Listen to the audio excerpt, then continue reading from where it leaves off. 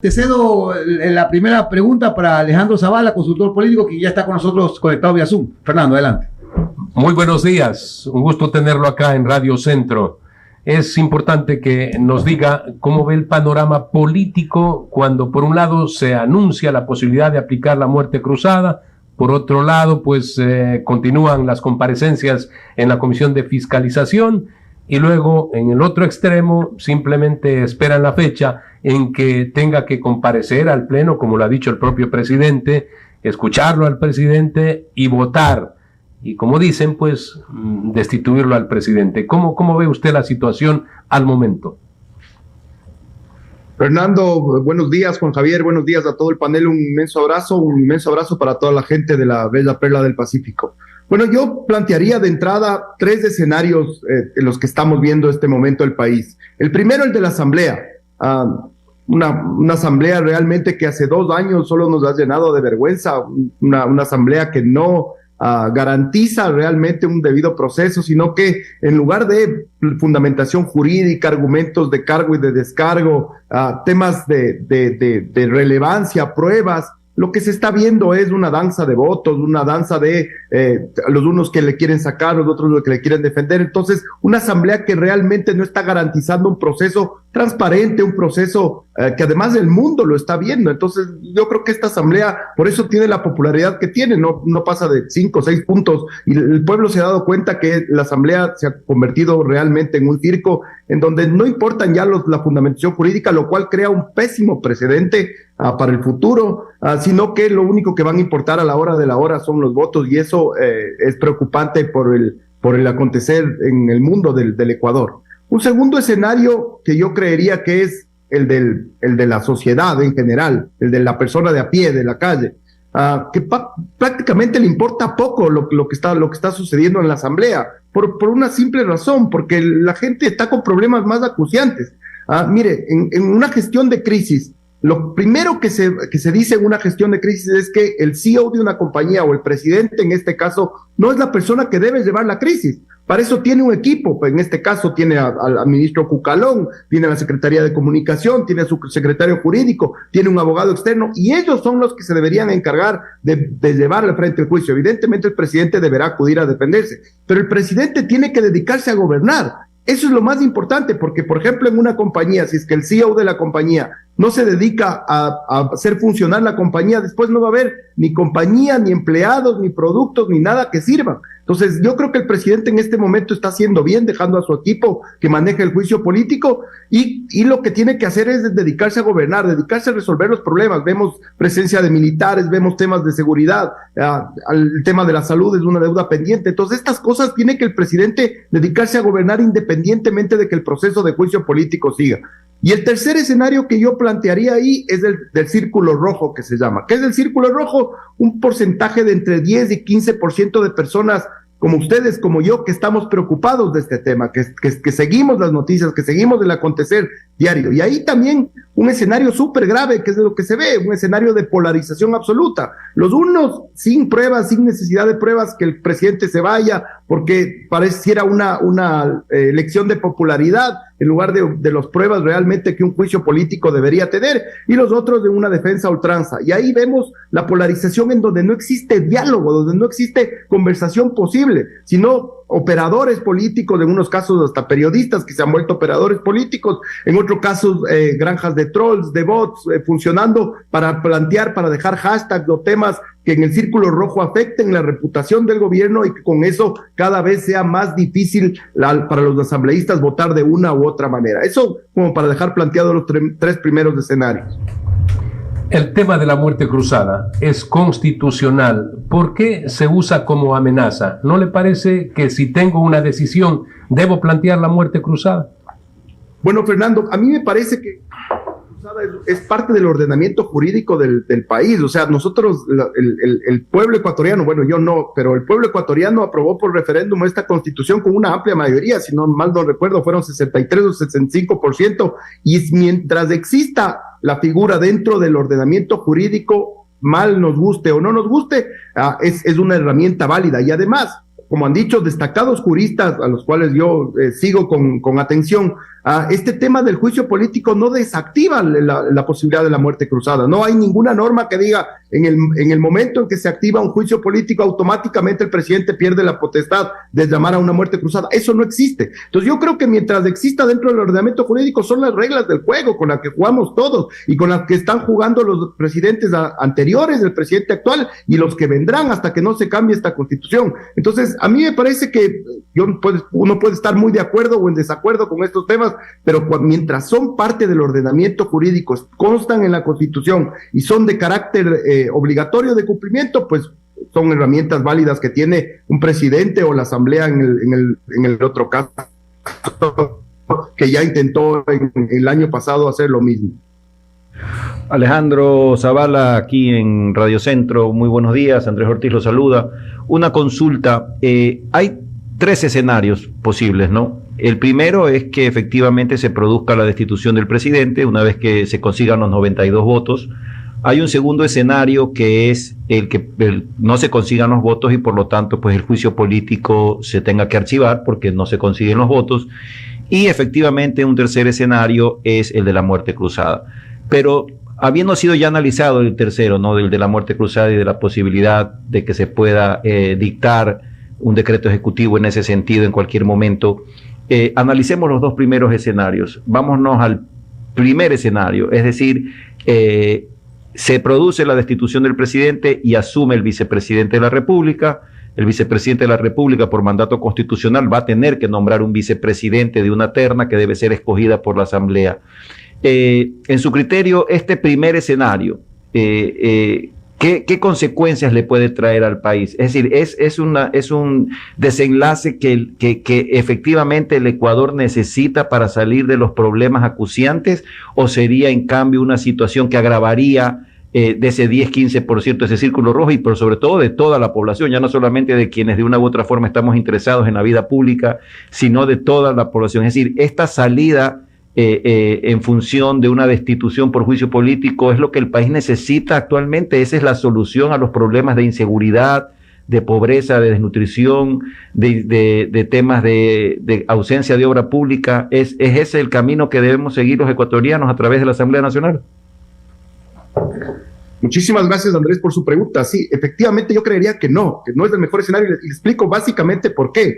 Porque todos los movimientos políticos de oposición que plantean la destitución del presidente, no hay uno solo, no he escuchado a uno solo, y mire que yo sigo las noticias todos los días, plantear alternativas sobre temas de seguridad, sobre temas de educación, sobre temas de salud. No hay alternativas. Lo que están es queriendo bajarse al presidente por un interés político de tomarse el poder. O sea, eso resulta absolutamente evidente, porque si no, plantearían un modelo diferente de país, dirían qué hacer con el sicariato, dirían cuáles son las medidas que van a tomar para aplacar el narcotráfico, y eso no existe. Entonces, evidentemente lo que va a pasar, si es que llega a darse la destitución del presidente y la asunción del vicepresidente, es que el vicepresidente va a llegar con los mismos problemas y con alguna debilidad. Entonces, lo que quieren ellos es rápidamente, seguramente por la agenda que se está viendo, bajarse al vicepresidente también. O sea, van a querer ellos tomarse el poder de alguna manera, con la muerte cruzada, llamando elecciones rápidamente, o bajándose al vicepresidente para que suba tal vez el presidente de la Asamblea por sucesión constitucional.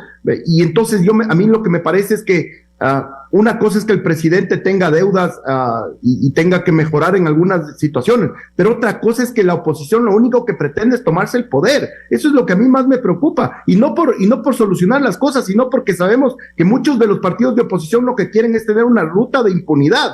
El expresidente Correa lo ha planteado directamente, ha dicho, ya se tomaron las funciones del Estado, ahora me toca a mí hacer una constituyente para volver a tener todos los poderes, pero es que lo ha dicho así, directamente, sin sonrojarse. O sea, y lo peor es que la gente que le sigue, nadie puede tener espíritu crítico y decirle, eso está mal. O sea, no se puede tomar todos los poderes, para eso existe la democracia liberal, pues para eso Montesquieu definió la división de poderes para que haya sistemas de pesos y contrapesos, pero es que el tipo lo único que quiere es hacer una constituyente para tomarse todas las funciones, y así lo ha dicho. Entonces yo realmente no tengo ningún optimismo por lo que pueda suceder si es que el presidente ha salido. Yo creo que la ruta va a ser tratar de bajarse a como dé lugar al presidente, poner una marioneta, un títere para manejarle, para poder hacer una elección rápidamente e ir a una constituyente para volver a tomarse todos los poderes como ya vivimos en la década del correísmo, y eso es bastante preocupante en mi forma de ver. Clarísimo, Alejandro. Bueno, y vamos al segundo escenario. No se consiguen los votos en la Asamblea Nacional, el presidente de la República pues sigue en sus funciones, y bueno, un gran desafío por delante, ¿no? Haber pasado pues primero ya una muerte cruzada, que no se consiguió los votos, y luego pues un juicio político en el que lo ha dicho, entiendo, esta semana, que no tiene los votos la oposición para su destitución, es decir, que estamos frente a un escenario bastante factible también, de que el presidente de la República no sea destituido. Ante esa posibilidad, en cambio, ahí viene la otra pregunta. Desde su perspectiva, ¿qué es lo que tendría que activar el presidente de la República y su gobierno para terminar su periodo y pues traerle estabilidad, gobernanza, tranquilidad a los ecuatorianos? Porque ese es un segundo escenario, que el presidente no sea destituido y siga en funciones. Entonces, por lo tanto, es un escenario que necesariamente nos interesaría conocer su opinión.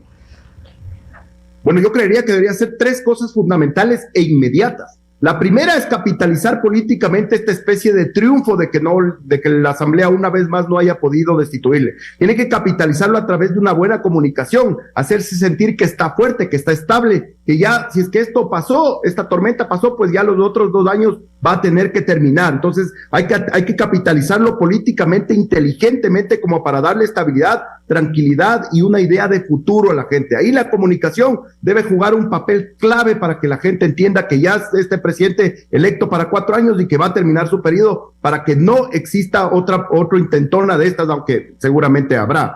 La segunda cosa que me parece muy importante es que debe desactivar de inmediato el intento de movilización social. Porque los violentos ya lo han planteado, pues Issa también lo ha dejado absolutamente claro, que a él no le importa lo que pase en la Asamblea. Issa es una persona que no le interesa el ordenamiento jurídico ni la constitución del país. Él ha dicho que el momento en que la Asamblea no cumpla lo que ha dicho el pueblo, el mandato del pueblo, para él, el mandato de su pueblo, él puede activar la calle, calentar con estallido social. Entonces el gobierno tiene que estar con inteligencia desde antes, sabiendo que ese punto tiene que desactivar. Y un tercer elemento que me parece fundamental, tiene que tomar medidas urgentes, rápidas, sobre temas de salud, sobre todo hospitales, y el tema del seguro social, las mafias que están incrustados, que acaban de morir 2 personas en sicariato de responsables de la salud en Guayaquil y en Esmeraldas, y el tema seguridad. O sea, yo creo que este tema de los militares en la calle, acabo de escuchar al presidente de una comisión de la Asamblea de la Izquierda Democrática decir que ya con la nueva ley los militares pueden salir y que están prevalidos para poder tener protección ante esto, y definitivamente tiene que limpiar la justicia. O sea, tienen que haber mecanismos que activen de alguna manera la forma de limpiar esta justicia, porque con esta justicia, como hemos visto el día de ayer, no vamos a ningún lado. Es una especie de puerta giratoria. Entran los delincuentes y salen al mismo día. Ahora parece que van a hacer una competencia de quién sale más rápido. Entonces, esos 3 elementos yo creería que el presidente debe tomar en cuenta y activarlos inmediatamente. Estamos conversando con Alejandro Zavala, analista político. Lo saluda Paoli Casa. Yo le quería hacer una pregunta sobre la agenda del presidente en medio de este juicio político. Entiendo el ministro Pablo Arosemena de Finanzas y también el ministro de Relaciones Exteriores, Gustavo Manrique, han estado en Estados Unidos últimamente y han sentido como un espaldarazo, un apoyo importante de Estados Unidos en medio de este juicio político. ¿Qué significa este apoyo? ¿Nos sirve o no nos sirve? ¿Le sirve al gobierno? ¿Le sirve al Ecuador? ¿Hay alguna esperanza al menos de ayuda, colaboración, cooperación en el tema de seguridad, que como decía al comienzo, se metió en la agenda de seguridad contra la que tiene que afrontar el gobierno, se metió un juicio político? Entonces, ¿qué significa este apoyo? Paola, un saludo cordial desde acá de Quito. Me parece que sí, que Estados Unidos tiene que considerar que nosotros somos un socio estratégico en este momento. Tenés en cuenta que los gobiernos que han ganado, Lula, Petro, Boric, etcétera, son no muy amigos de los Estados Unidos. Entonces, estratégicamente para la región, para el manejo de Estados Unidos en la región, nosotros somos un aliado clave, un aliado indispensable para la lucha contra la droga, para la lucha contra el narcotráfico, todas estas cosas. Entonces yo creo que el espaldarazo de Estados Unidos tiene dos sentidos. El primero, un espaldarazo político, es decir, o sea, los Estados Unidos estamos preocupados de lo que pasa, porque los Estados Unidos se dan cuenta también que el tema político aquí en el Ecuador es terrible. O sea, no es una cosa de que al presidente se le va a destituir por las pruebas, por la fundamentación jurídica, sino que se está viendo que hay una confabulación de la oposición para sacarle a como dé lugar para tomarse el poder. Entonces eso le preocupa, digamos, políticamente a los Estados Unidos.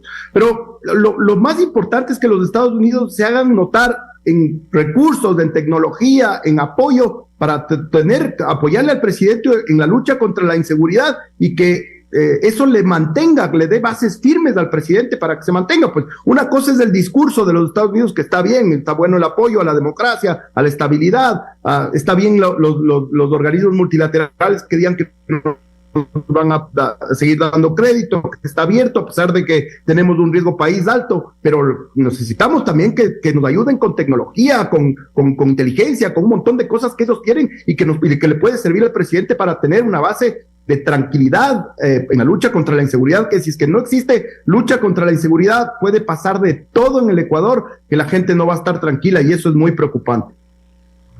La coyuntura política nos lleva a que pensemos que hay un sector que está de acuerdo con el juicio, otro sector que está en contra, unos que quieren que se vaya el presidente, otros que se quede el presidente.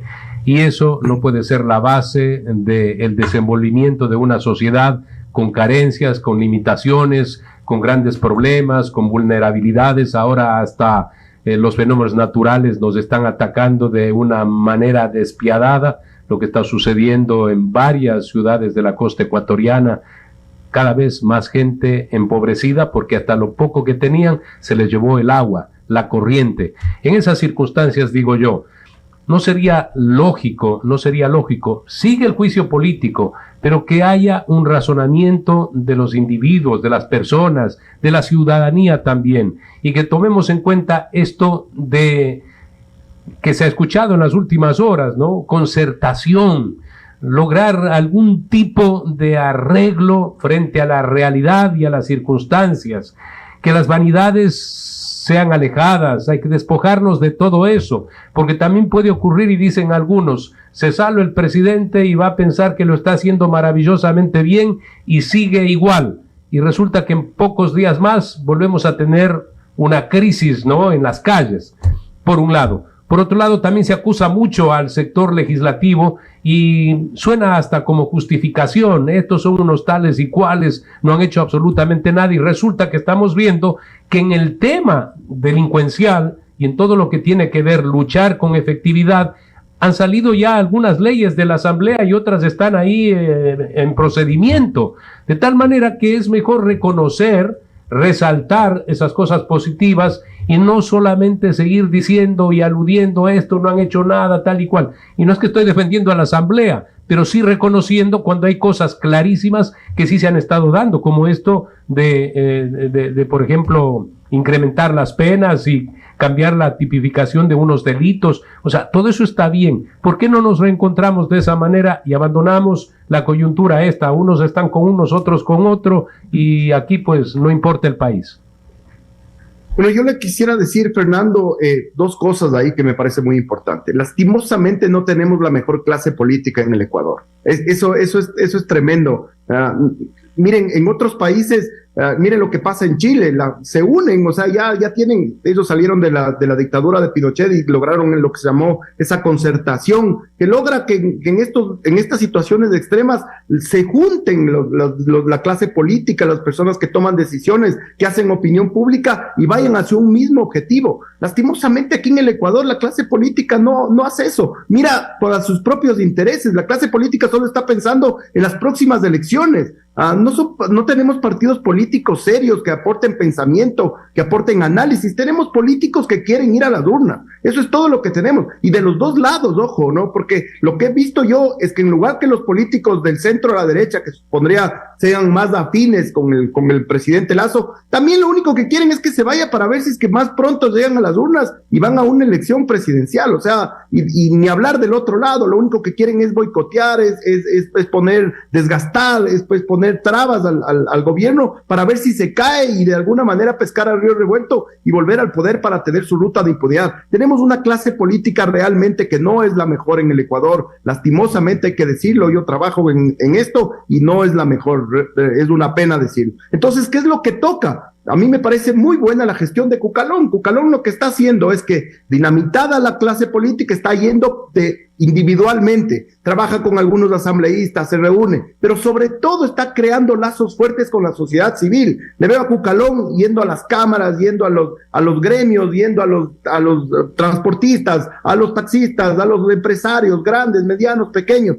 Ese es el nuevo pacto que tiene que hacer. Cuando tenemos una clase política tan desprestigiada, el pacto tiene que ser con la sociedad. Entonces Cucalón puede ser un buen puente para reconstruir eso que está dinamitado entre la gente, entre los gremios, entre la sociedad civil organizada y el gobierno. Esa es la única manera, me parece, que pactar con la clase política no es bueno, no tenemos una buena clase.